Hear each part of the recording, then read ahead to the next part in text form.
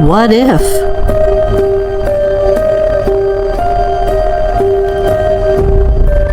You woke up tomorrow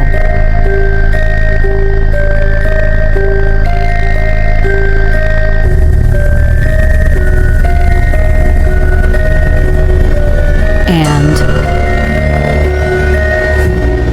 you felt different.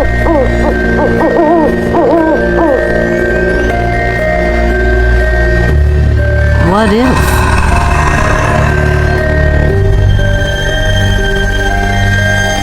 You began to question what others haven't noticed. What if?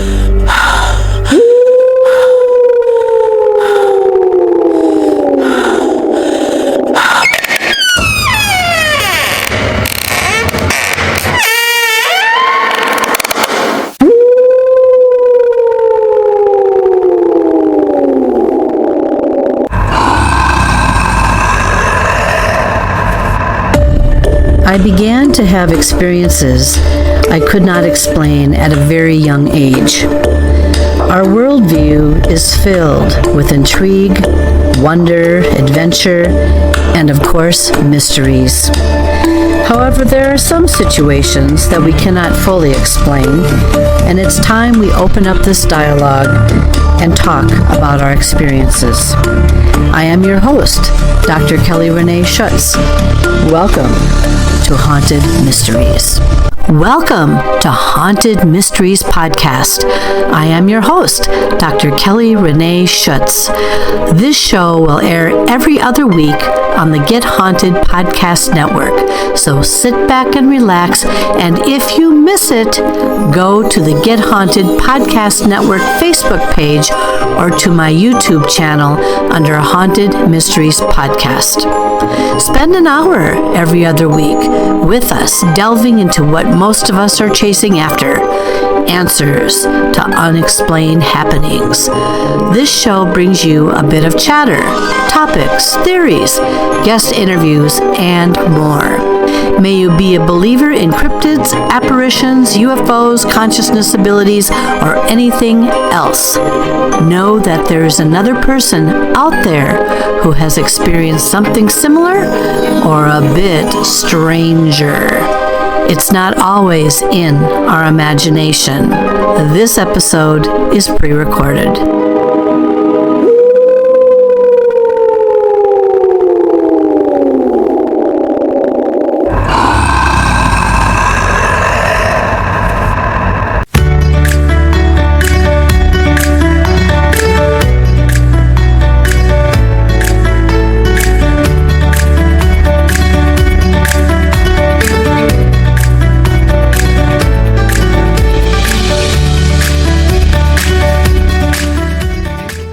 Good evening, everyone, and welcome yet to another episode of Haunted Mysteries Podcast.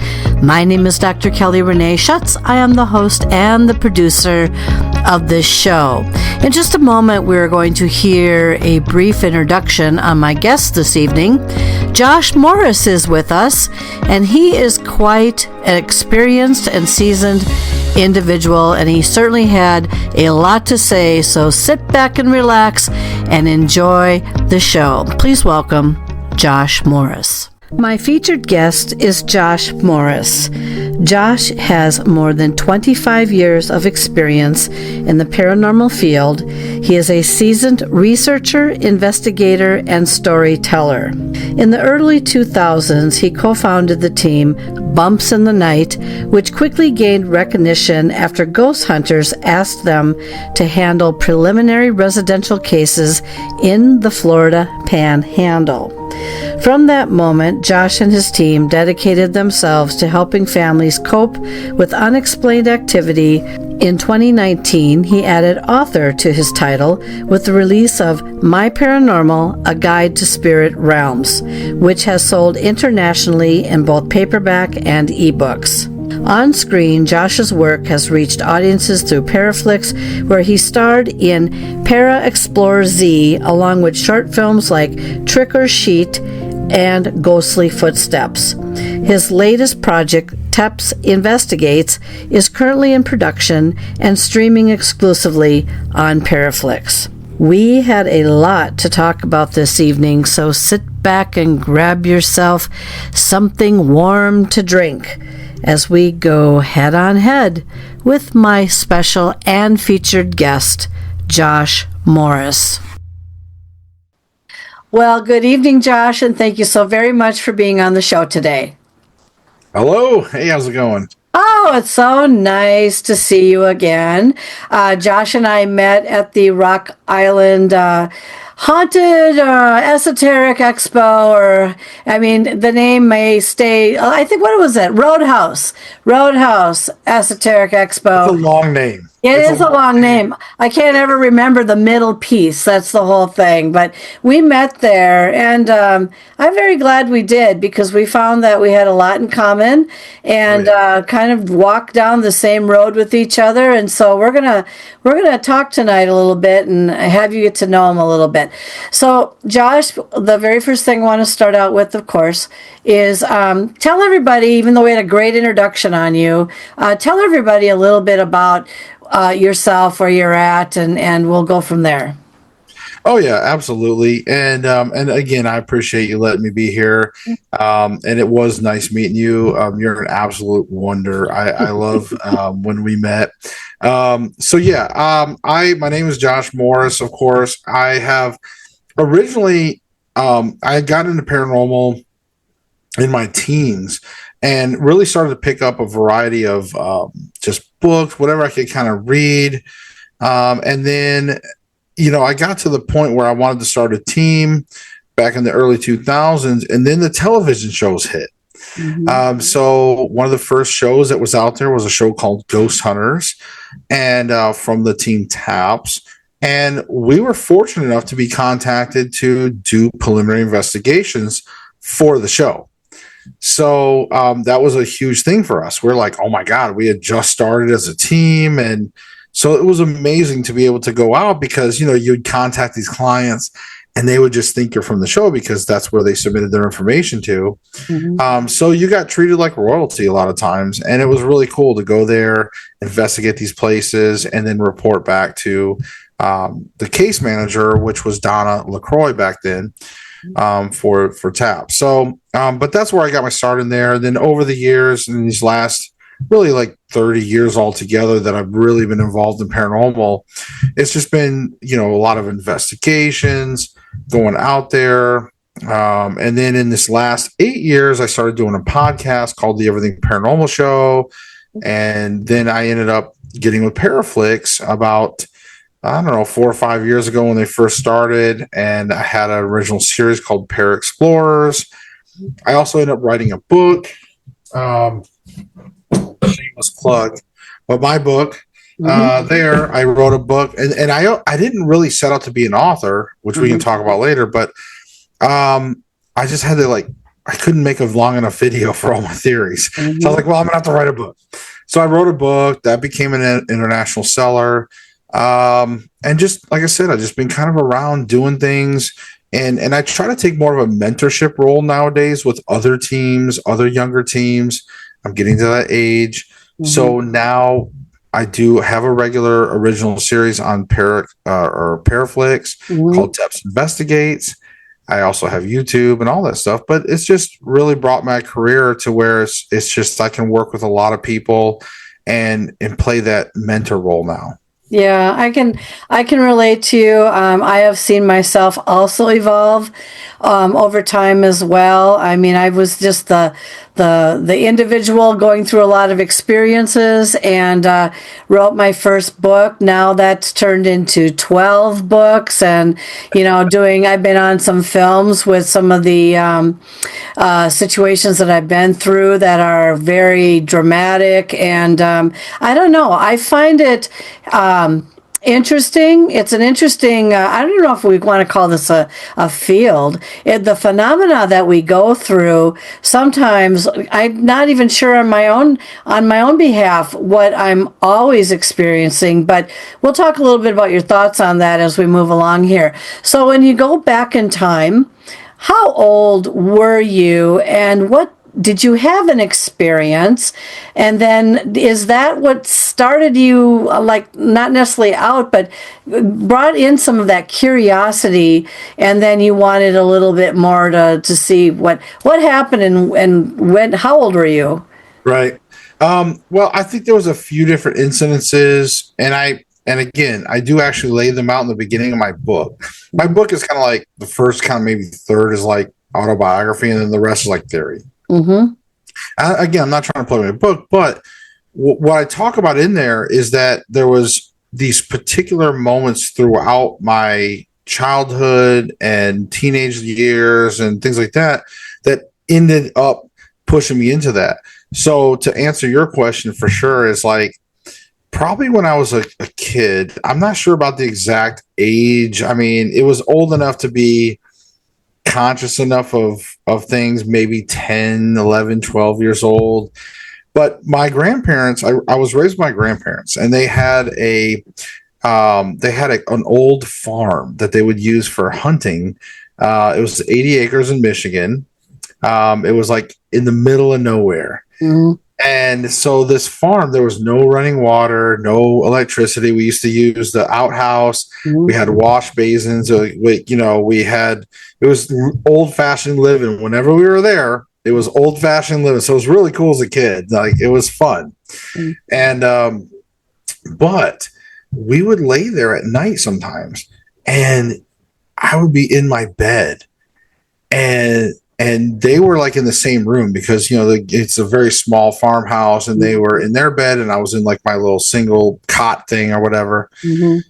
And you could literally hear a couple people talking, walking around the house, and you could hear their conversation. But the funny thing is that there would be snow on the ground, and you could hear the footsteps.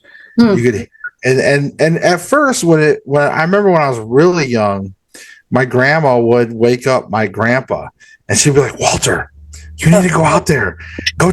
What is that? Like, go see who's out there." Mm-hmm. And of course, grandpa being the loving man he was, he would get up and go out there half dressed, get on his galoshes or whatever, and get his flashlight, and he'd walk out there, and there was like never any footprints in the snow. Mm. And you can't just sneak up on our property. I mean, we're out in the middle of nowhere. It's a dirt road on top of that, but it's like winter, snow, but I think for me, what really set that in stone was that my grandparents' reaction. Mm-hmm. Over the years, they didn't make me feel scared about it. They just kind of were more casual, like, well, that's the ghost. And so it really sparked my curiosity over the years, and so it was almost like it was an accepted thing that ghosts were real, and it was just the ghosts, and there was nothing to really worry about. Mm-hmm. So I think that's where the true start of everything was. What's interesting about that, and I was trying to think about this the other day, the word ghost. The very first time I may have heard the word used as ghost, I just do not remember how old I was when, like, I would say something like this: "What's a ghost? What do you mean? What is a ghost?" Around that age that you were, did you understand when they were saying, "Oh, that's just a ghost," or whatever? Did it just kind of hit you like, "Oh, I kind of know what they're talking about," or did you ever wonder what are you talking about? What's a ghost? Did you ever go through that? Well, I don't know if anybody ever explained to me exactly what a ghost was. Yeah. But I think a lot of it was in the context clues of, so anybody that grew up in like the 70s or 80s and stuff, mm-hmm. We had like Red Skeleton ghost stories, and anybody knows the Red Skeleton, he had a book for like was ghost stories. There was a lot of things that were mentioning ghosts, and a lot of pop culture, maybe like Scooby-Doo, things like that. Casper the Friendly Ghost. Yeah, I mean, so I think there was enough out there at the time to at least convey that message about ghosts. Mm-hmm. So when my grandparents talked about it and ghost stories, I think that it was pretty understood. For me, it was kind of opposite of, I would get more confused when people would say spirits. I didn't know, I knew more what ghosts were than spirits. When they were talking about spirits, I'm like, is that ghosts? Like, Exactly.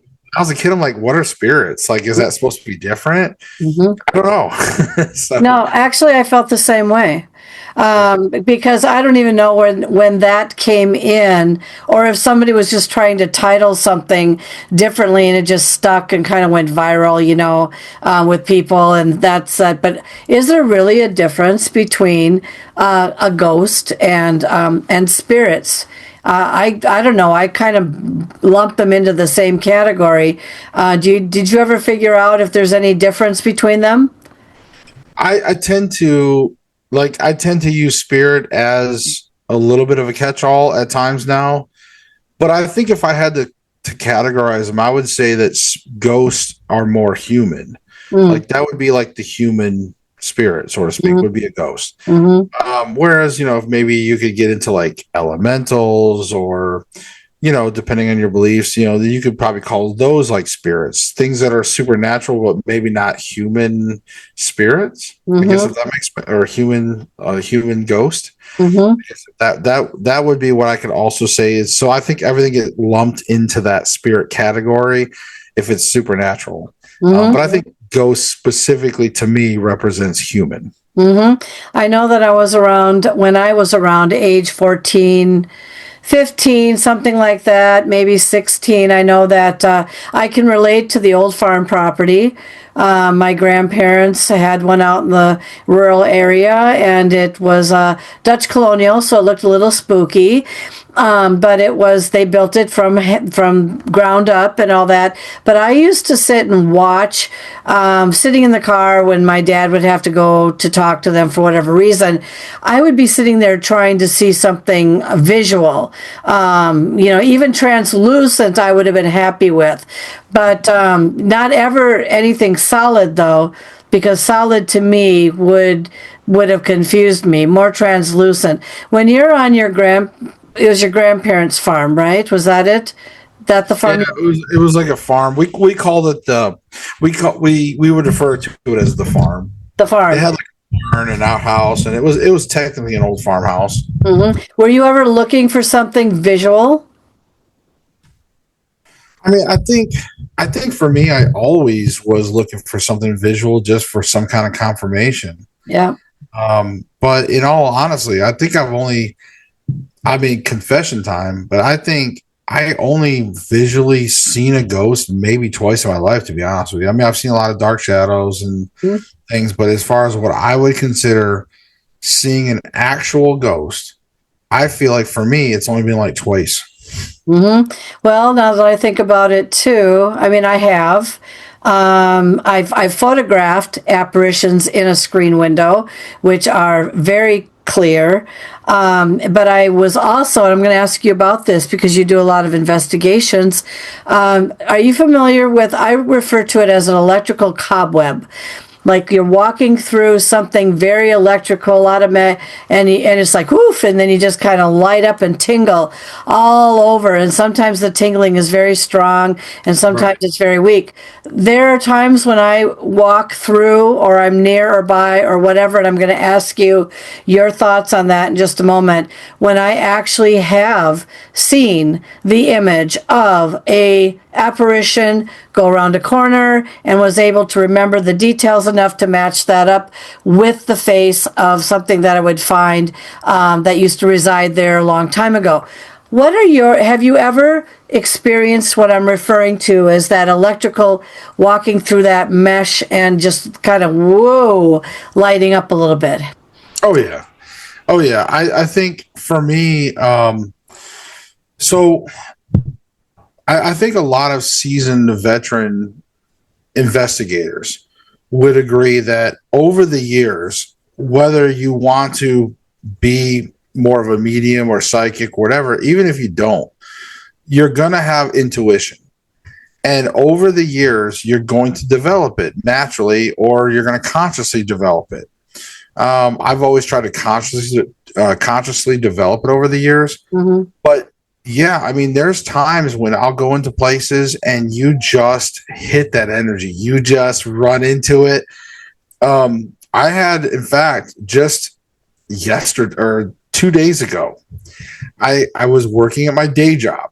Okay, now my day job, I get to go into people's houses and I get to fix their internet. Okay, ghost hunting doesn't pay bills. Okay, so I was in their house, and it was just the customer, the wife, was at home, and she was sitting on the couch, and I was in the living room with her, but I was like at the TV trying to. That's where the internet lines came in, and I was working on that. And we're just sitting there. It's really quiet, and all of a sudden I hear this like thump, thump, and then on top of the thumps from above was floorboards creaking. So it was almost like somebody got up and took a couple steps. They were heavy-footed, very large people or something, whatever, very heavy-footed, and the floorboards creaked. And I'm like, it was enough for me to be like, whoa. And I said, is your husband home? And she's like, no. She's like, our house is haunted. Oh, God. Did she say that to you? Oh, yeah. And she instantly knew. And she was just like, matter of fact, like, yeah, we're used to it. And she said, there's nobody home. It's just me. And we have a cat and he's right here, you know. And so for me, it was like, wow, I always loved that but the investigator in me was like, I just heard something so loud. It wasn't like something falling over. So to finish up what you're saying, so I asked her, do you mind if you take me upstairs and show me? Because, you know, I mean, I didn't have any business up there. Yeah. She was like, oh, yeah. So she took me up there, and I got to the doorway of that room that was above me, and it just hit me. The energy was pouring out of that room so large. I was like, oh my God. I mean, I had goosebumps. I had half my body sticking in the room, and that half was just lighting up. Goosebumps. The hairs were standing up. Everything was like just tingling. It was crazy. And sometimes that happens, like, and you'll get that. So I know exactly what you're talking about. Like and sometimes you don't even know. You'll just be walking through a place. You'll walk through a door, and boom, you just get hit with it. And it'll happen differently. Sometimes it's tingly. Sometimes it's very prickly. There's different things. It's almost like that uncomfortable, like when you get the pricklies after your arm falls asleep, and it starts to come back a little bit, and you get those weird prickly feelings versus a tingling and stuff. So it's depending on what happens. That's also part of that intuition training too. People can start associating when you get the pricklies versus the tingling, where it's at your body and all that stuff. But anyways. Yeah, I have had a few encounters of that. Yes, I had levitated actually in a movie theater. Probably the most wicked feeling ever. Have you ever seen the movie The Pope's Exorcist, the one with Russell Crowe as the doing whatever he's doing? Did you ever see that movie? Yeah, it's kind of newer, but yeah, like, you know, like, yeah. Yeah, a few years back, just a couple years back, he was chanting at the end of the movie to this kid, trying to exorcise him or whatever they're trying to do, obviously. And all of a sudden, I became activated. And when I activate, I have extreme tingling, but this was like the prickles. And that this was intense prickles and all over my body. I couldn't stop. I was actually kind of shaking a little bit, and then I started to lift up a little bit. I probably lifted up about I don't know, I'd say probably a quarter to a half inch off my chair, a little bit like this, and my husband wasn't noticing, and there was only two other people in the movie theater. But the thing is whatever was going on with me at the time, I could not explain.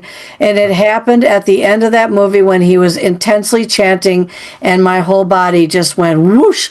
I think when we got home, I think I asked him to put the holy water on me, and it burned.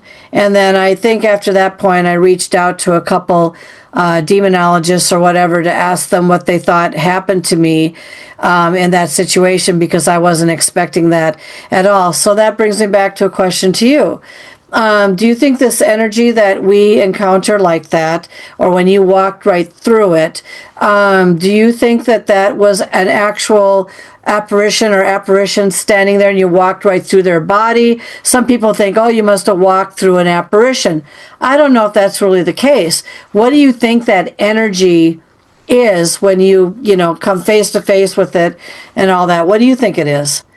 Well, I think I don't necessarily think it's the actual embodiment of the spirit itself. Like, I just think that it's the area that's electrified. I mean, think about it. Like when we have brain waves, we know we can emit alpha waves from our body. We know we can extrude that from our body physically. We have an aura. It's even been photographed. Like there's aura photographing. Mm-hmm. So we know that we can extrude things from our physical presence. So I think that spirits in general, again, and I don't know the rules, I just know that it just seems like the area of energy is bigger than a physical body or something, than that. So I just don't think it's the physical body itself. But when you get in that area, that room, or sometimes even the whole house, some areas just have that energy, and it's amazing. And yeah, I think there could be some concentrated parts where you could probably identify spirits in those areas, but no, I think when you hit that energy, it's just that barrier, that mm-hmm. that circumference of that energy. Do you think that it's possible to have residual energy that can elicit a similar type of experience versus an intelligent possibility of having an intelligent apparition, or whatever you want to call it, consciousness hanging about, also doing that? Do you think they would have different outcomes depending on what they are? Are you following me on that? No. I think you're right. And I think this is where an investigator would have to. So residual versus intelligent. If you have, let's say I go to a hotel and every time I go into a room, there's energy. That's probably residual. Now, could that energy fade off and on? Sure. Because depending on, who knows, maybe moon cycles, maybe it comes and goes. Maybe the time of day, things like that. But if you consistently can get that energy to reoccur all the time, most likely, yes, it's probably residual energy.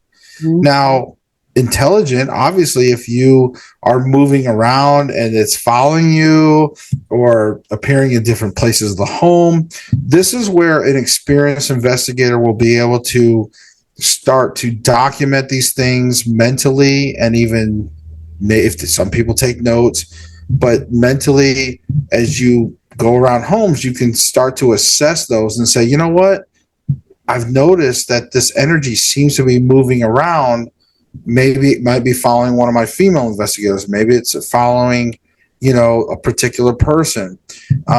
This is what a team leader does with an investigation team, is you start to assess the situations, whether it's residual, whether is it an individual, a team member. Maybe you're gonna, like one thing I did at the Glen House recently was you start to move around different team members and say, well, you know what, this combination of two people seems to get the most out of this room, or the most reaction.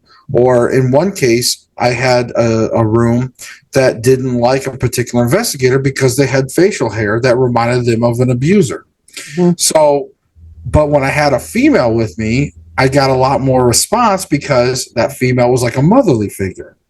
So again, it's knowing the difference of the energies, whether they're moving around, whether they're following particular people, whether they're negative, responsive. There's a lot to assess but that's the difference between experienced investigators and lead investigators and not.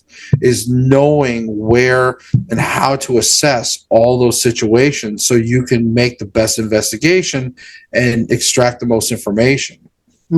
Interesting. You bring up a good point here. I was just thinking as you were talking, how many investigations have I actually participated in? I think one, and it was with too many people. And so when you have too many people, at least from my perspective, I think that can water down or can also affect possible results. I know that I'm a beacon, so it seems like something is going to show to me at some point in some way. So my question to you is, how many people, since you do a lot of investigating, how many people do you think is too many, or what do you think is the right amount, or how do you divide them up, or what do you do? Because I just know that I attract everything, so I don't really do a lot of investigations. Sure. No, that's a good question. And I think so it comes down, I really do believe it comes down to just experience as well. It just takes time because I wasn't always a decent leader. I wasn't always good at doing things. But now I've gotten through all of the investigations. It's kind of one of those where there's a lot of things to think of. So a lot of more of your amateur investigators or your first timers, they focus more on, okay, I'm going to put like you two go here and do this experiment. And then they just hope that they get something. And then they say, okay, you two go here, you do this. And they kind of just shoot around in the dark. And if they get something cool, whatever. But your more experienced people are going to look and say, okay, why were we getting responses here? Who was getting the responses? What, was it because we had a female and a male? Was the female getting responses out of this team? And you start to move around members based on, okay, let me try this combination in this part of the house or this part of the building. And then you just have to analyze constantly. I sit back a lot more when I'm a leader on an investigation because I'm constantly analyzing and observing the teams. And I listen to what they say when they come back. I say, what did you guys get? Who was responding to who? And they're like, well, this person was responding or whatever. So it's a lot to juggle, but that's where you're truly going to get your best investigations and your best leaders. So in the end, a good leader would be like when you go to an investigation, even as a guest, and you feel like you were important to the investigation and you enjoyed it, you had fun, and you feel like you contributed. That's the best kind of investigation. So that way everybody feels good. They investigated, they all got utilized. And eventually that's what's going to pay off the most. As far as to finish up with what you were saying about how many's too many, I kind of look at the rule of kind of like just the size of the place. When you're in a small home, it's kind of more intimate. Mm-hmm. And so, you might only have 2 or 3 people that you're going to bring on your team. You get to like some huge, insane asylum that's got multiple floors. Mm-hmm. You can start pushing it out to 4 to 8 people or whatever, however many people you want. And then I like to personally run 2-man teams. I like to put 2 people out in a particular area, a room, experiment. And a lot of it, the beginning part of my investigation is just seeing which teams get the responses. It's just a lot of exploratory in the first part. Then after, and we take breaks and we assess things. And after a while, the second half is, okay, now that I know that certain people are getting responses in certain places of the building, let's try to change up the teams and see if we can extract even more things like that. So it's just a matter of that type of experience, feeling things out, using your intuition, like we talked about earlier, like going back to intuition. Mm-hmm. As you develop it over the years, using that intuition to also help guide and assess a team situation, like an investigation. Do you think that it's important to have at least 1 or 2 psychics on a team, because psychics or mediums don't always agree with each other. And so when you're looking for specific things, I want to go back to the example of you in that house doing working on that TV, and then hearing the floorboard and all that, and then going up there and going whammo, right? And right smack dab. What was the reaction of the homeowner? Obviously, she probably came up there with you, but what was her reaction when, did you say, whoa, I felt that, or did you explain you were also an investigator and that you had some expertise? What was her reaction? So just to follow up on that, and I want to get into the psychic medium thing. Yes, the first reaction was like, once she told me like, oh, her house was haunted. Yeah. And it was like, oh, okay, cool. Well, then I went out to my truck, my work truck, and I got one of my business cards. And I went to her and said, by the way, since this happened, this is a good person that happened in front of. And I give it to her, and she's like, oh my God. So that was really cool. Then I went up and then I went to each kid's room up there, because all the upstairs was her kids' rooms. Yeah. Master bedroom was downstairs. So I went to each room, but that room initially where the noises were, and she had ended up confessing that they had captured something on film there, or like on a photograph in the window. Well, that's the room that had still a massive amount of energy. I went to the other ones. I stood up in the other few rooms. I really didn't feel any energy. Like, I just didn't feel it. But that room was pouring full of energy. And I told her that, and I explained it to her, and she was like, okay. So, and then I went back there today, actually, this morning. I had to go back there for my work. And so I was able to be like, hey, did you talk to your husband about me? And she was like, yeah, So they're talking about having us out there, just to do some more investigating and stuff like that. So, but I want to get back to like what you're talking about, the team psychic thing, psychic mediums.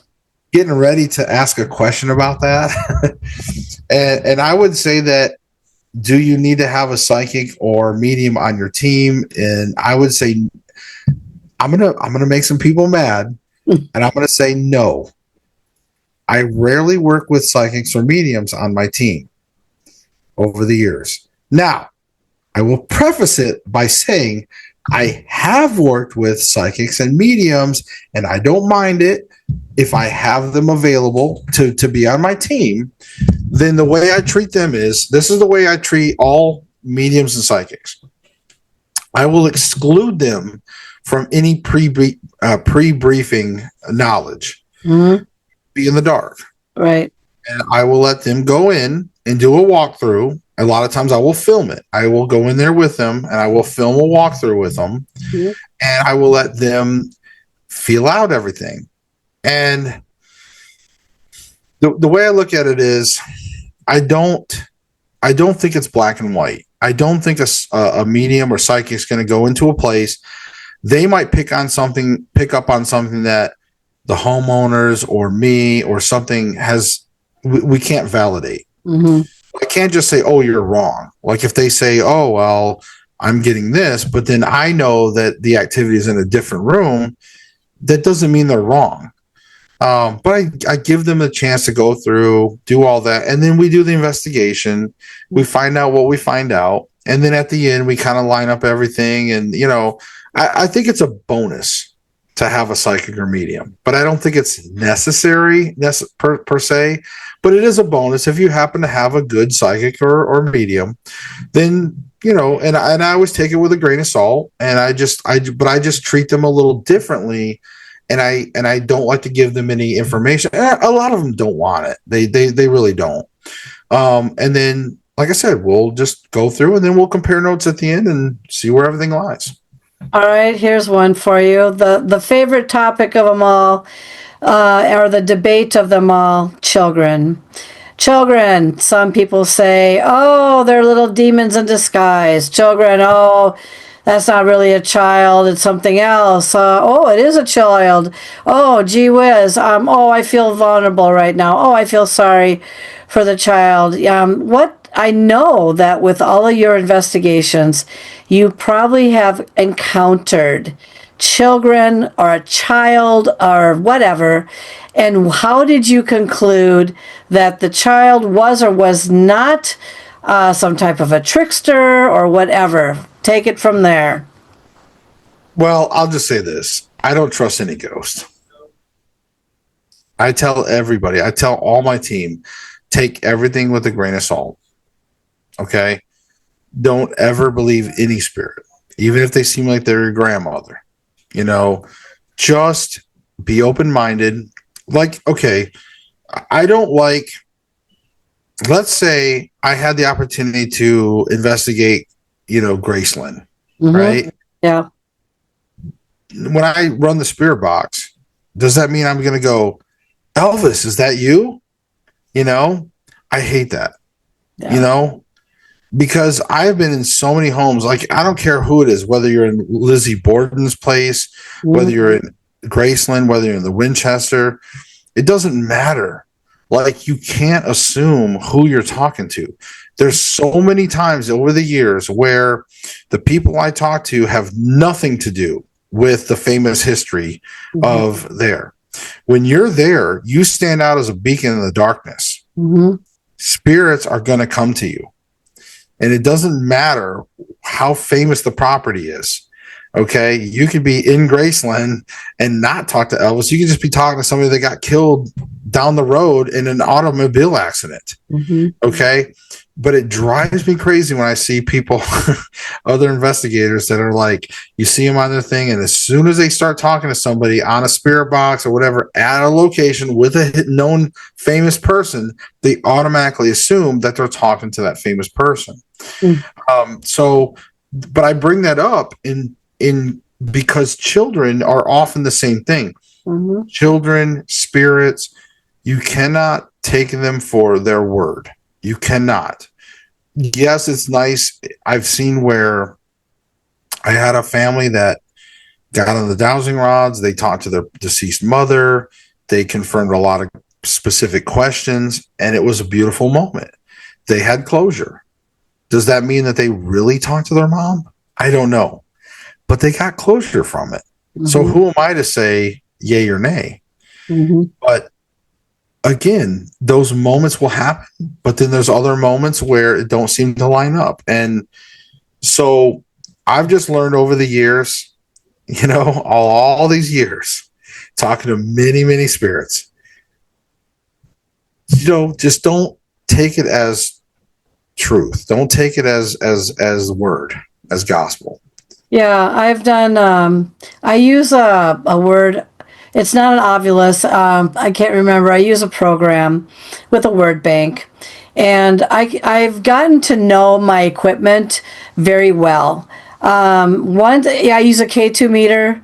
I can usually tell if it's an intelligent hit or something after ruling out, of course, anything electrical that might be going through the room or whatever you might be picking up on, that kind of thing. So once someone gets to know their equipment pretty well, you know whether or not you might be hitting on an intelligence something or maybe whatever. How do you feel with the equipment that you use? Have you bonded enough with it where you can kind of tell that it's giving you not results, but giving you explanations, or not even explanations, but something that leads in the direction that you might be hitting something intelligent? That's a good I like where you're going with this. I'll be honest with you. I feel like I don't think I can bond with the K2 meter or anything like that. I do think that, yes, you like when you use an EMF meter for intelligent responses, you kind of can tell versus when you're checking things out and you kind of know if there's hot spots, the base readings. Yeah. So there's a way to use it for sure. I feel like the only true thing that I've been able to gauge responses with is through the dowsing rods. Because when I'm holding them and I've just got my hands tucked in, I'm just tucked in and I'm not moving them. But it's like I can feel the energies. I can feel the weaknesses. I can feel the strengths when they're stronger, when they're weaker. I can feel when the shift in energy, when a different spirit gets on there. So I feel like that's the only thing I've been able to feel attuned to. But also, I think even beyond that, this is kind of what I'm going to go back to, is that the intuition part of it. As you do this more and more and more, you're going to gain intuition. So no matter what equipment you use, you will actually feel certain things. You'll be asking questions on an EMF meter, and then you're going to just be like, "Are you a female? Like, can you light it up?" Mm-hmm. Like, you'll just get things. You'll get things to where you just feel like you need to ask them. The intuition will be there. Like, the spirits will sort of guide you a little bit. And sometimes you can ask certain questions because you'll feel like, wait a minute. Because, sometimes you're asking questions, you're not really getting anywhere. And then all of a sudden you'll feel something. You'll be like, wait a minute, were you murdered? Mm-hmm. It's like, boop, and it's like lights up. Like, what? Okay. And now you're in a new direction, So intuition plays a huge part in that, versus, I think, bonding with maybe the equipment. Other than the dowsing rods, I do feel like with dowsing rods, I really do feel like because I think it's because I'm holding the rods, the energy. I feel that more, a more intimate connection. Mm-hmm. So I would presume you trust I'm going to use the answers that you might be getting from the dowsing rods. I think I just interviewed somebody yesterday. We did a demonstration with the dowsing rods, and actually, as bizarre as this is going to sound, her ghost kitty came through just out of the blue and scared one of her other cats. And she actually talked about that situation on her Facebook today, about how interesting it was that this thing, this cat of the past came through. But then I asked her a general question, and I said, just even before I even thought of the question, because I'm telepathic and I didn't say it out loud, her rods, I don't know what is yes or no, or how, if it's different for everybody, but they went zoop really, really fast. She goes, the answer is yes. And I didn't even ask the question yet. Usually when they cross, it's usually the yes. Yeah, it went like that. It was like whoop, like really like rapidly fast. And I thought, so that's a question I have to ask you, because I said, give me a second. I'm going to think of the question. I already knew the question, in my head. And all I want is a yes, no, or maybe, or whatever. And then just whoop, she goes, well, the answer is yes. But I didn't ask the question. So what's your take on that? Does something already know what you're thinking while you're getting these answers? What's going on here? Well, there's a bigger picture with the zeitgeist. I mean, like, there's a bigger world of spiritual activity. I mean, it's bigger than just our consciousness of when you and I talk and we're waiting to hear what the other person says, things like that.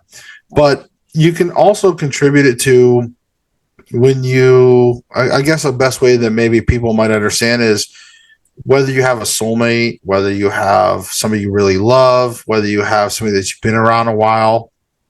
But when you've been around a while, somebody or a long time, or a soulmate, your spiritualism sort of bonds and syncs up. And there's things that, like, all of a sudden you will know what they're getting ready to say. Mm-hmm. You will have those moments. And anybody that can ever relate to that, mm-hmm. What you just experienced, mm-hmm. the world of spiritual connectivity. And so there's things that we think of, there's things in these spiritual worlds that are out there. And like, we've done experiments before where I even had a guy from Wisconsin, like close to your neck of the woods. Mm-hmm. We had him on dowsing rods over the internet, mm-hmm. live, and I did dowsing rods in my hand, and we were live, and we were asking questions, and we had both of our rods, doing the same things. span of 700 miles apart or whatever over the internet. Mm-hmm. So there is a bigger picture out there. This is where you get into like remote viewing and astral projection. There is a psychic world out there, like an energy world. We're all connected on the energy plane. If you want to get deeper into it, you can say that the three main parts of most all of us is connected of spirit, soul, and body. The spirit is almost like if you want to think of it like it's what connects us to the earth network, the spiritual earth network, and it harbors the soul. Mm-hmm. And the spiritual body and the soul are so connected. Nobody can separate the spirit, body, and soul except for God. Now, I'm not trying to get into religion too much, but God can separate the spirit, body, and soul. And eventually you can get like a heavenly spirit body, and that will connect you to the heaven spirit network. But we are all connected through that earthly spirit network with our spirit bodies right now. Mm-hmm. And so there is a certain degree of unsaid things that can happen and you can get responses for. Interesting. Well, I was just so baffled because it's just like, I don't know, what if the yes really should have been a no? I mean, that kind of thing. I mean, it's like, woo, everything's going great. And when her ghost cat showed up, which she talked about, and I have to review the tape to see if I was, but you could definitely see her cat just absolutely freaking out all of a sudden, and she goes, "Oh my goodness!" And it's like, and I was going to preface this with you too, and I forgot to tell you that usually on every interview that I do with somebody, something happens. So you and I are doing pretty good so far, and I don't know, maybe it's just because we're both, I don't know, but I haven't tried to let anything happen here, and my home's pretty secure. I do have a landing spot for ghosts here in this room though. Oh, you do? Yeah. I view my house as like a stagecoach stop. Yeah. Like on the old stagecoach days. Yeah. Like my room, and I made sure my roommate's room is protected. Mm-hmm. Like our bedrooms are protected. That's when you're most vulnerable. Even a friendly ghost can sap your energy and things like that, and affect your sleep and affect your health. Because a lot of people are like, oh, I got a friendly ghost, I don't care, we don't mess with each other. You don't realize that can also mess with you too. But anyways. No, I'm going to add to that. So, I mean, I've had over 100 experiences. I've learned a lot in my time of doing this, and I have come to thinking, and I just talked about this on another show the other night. And the answer, or the thing that we were talking about was, if you know you have a ghost in your house, and it seems like a friendly ghost, do you just say, "You're welcome to stay here and take your shoes off and just stay out of my way," and whatever? Well, I could tell you stories about me offering my house to what I thought was a friendly ghost. Do they drain your energy? They can. Did this one either attract something? Because one night, and this was not sleep apnea, I never have had a situation, 3 nights in a row, whatever it was, tried to choke the heck out of me. And that's when the house went up for sale. And I said, don't follow me, but something followed me anyway. But so I'm going to ask you that question, because I have been marked. I have had portals, apparently, in some of my homes. I've been through a lot of different things. Let's whip her right back to you. You've been on these investigations. Mostly I hear, and I've had little scratchies in Zach Bagan's Haunted Museum on the back of my neck. But that's a long story. I shut that place down. Have you ever been scratched? Have you ever been choked? Have you ever been tossed and turned? I have been.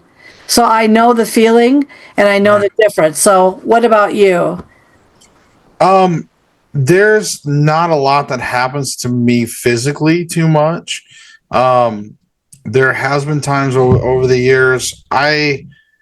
The journey of spiritualism takes a long time, and I've gotten to the point finally where I'm pretty good. Like, for the most part, I can control most everything. if I get a spirit here, when I say a landing pad, that means that they can come here. Once they get my attention, I know they're here. I'll be like, okay, and I'll break out the dowsing rods. I'll have a quick session with them. I'll basically, all they usually want to do is talk to me, and then I send them on their way. I don't let them stay here. I'm like, okay, and most of the time that works because they want to be heard, and that's it. So I send them on their way. But as far as like scratches, like I have been. In fact, I was shoved recently in season 2, episode 2, which is not out yet. But when season 2 releases here, anybody that watches episode 2, which will be probably the old hospital on College Hill, I got shoved.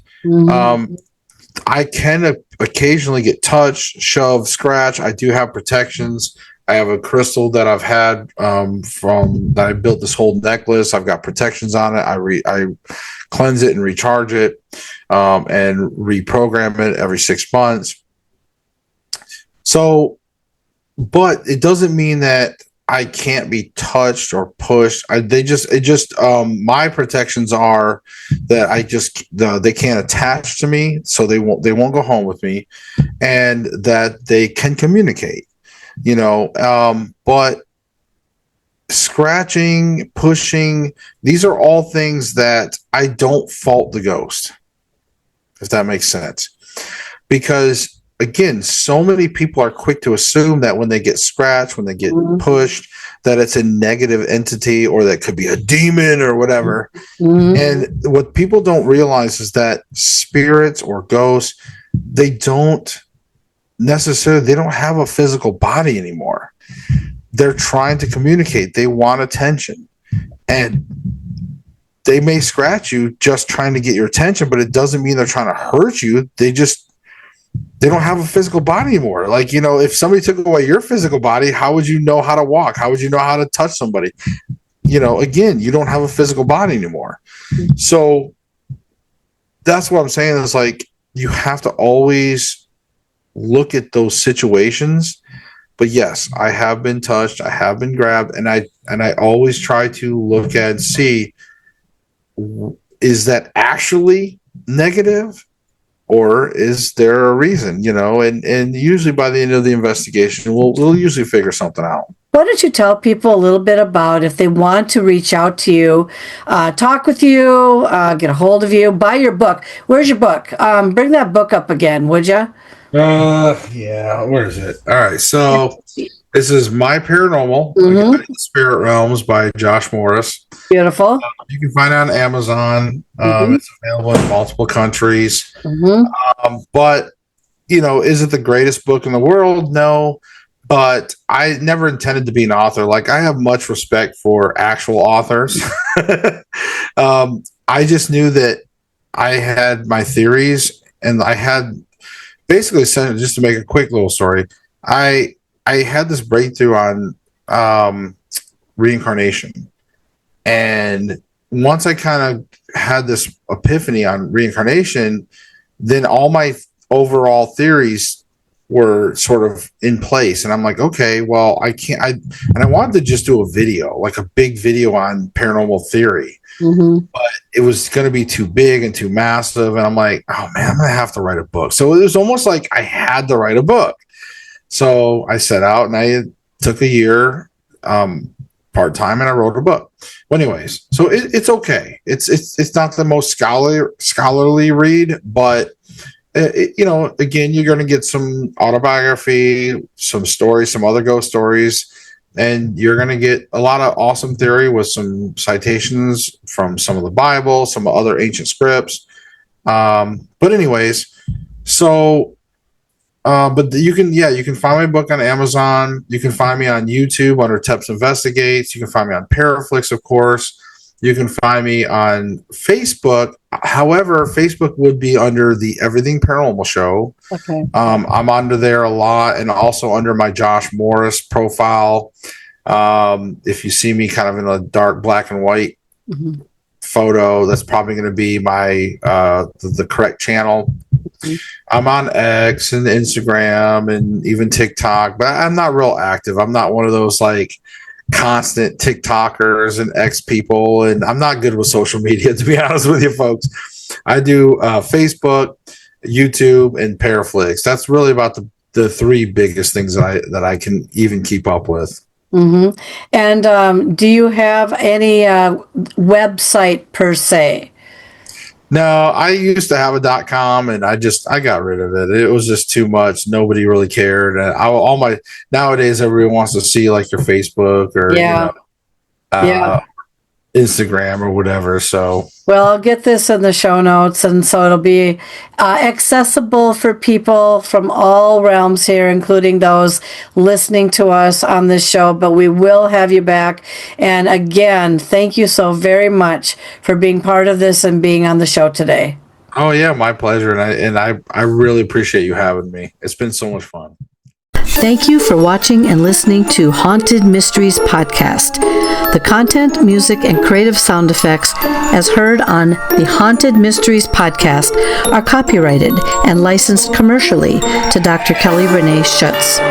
Please do not reproduce in any manner without the express permission of Dr. Kelly Renee Schutz, Diamond Point Entertainment, LLC, Paranormal Universal Press, LLC, Haunted Mysteries Podcast, and or any affiliated networks such as the Get Haunted Podcast Network. The opinions and information expressed by the guest, hosts, and sources as heard and seen on the Haunted Mysteries Podcast are not necessarily those of Diamond Point Entertainment, LLC, Paranormal Universal Press, LLC, Haunted Mysteries Podcast, and the Get Haunted Podcast Network, as well as its producers. Although the content of the shows may be interesting, the information and opinions within are deemed for entertainment purposes only. Subscribe to continue your enjoyment and interest, and thank you for making Haunted Mysteries Podcast part of your day.